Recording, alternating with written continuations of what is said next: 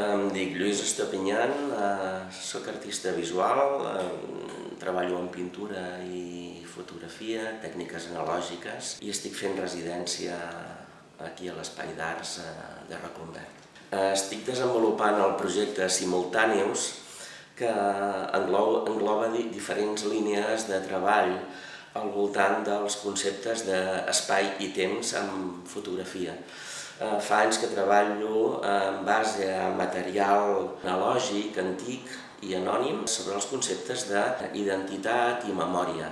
El que faig és buscar al voltant d'aquest material fotogràfic que passin coses intercalant diferents moments temporals que conviuen en un mateix espai. Això ho aplico a diferents línies de treball, sobretot posant negatius sobre fotografies antigues o explorant el material fotogràfic antic, com els espais entre diferents fotogrames d'una tira de negatius o incorporant retrats en contextos diferents que a mi em donen peu a treballar, sobretot a base de recontextualitzar aquest material antic i dotar-lo de nous significats.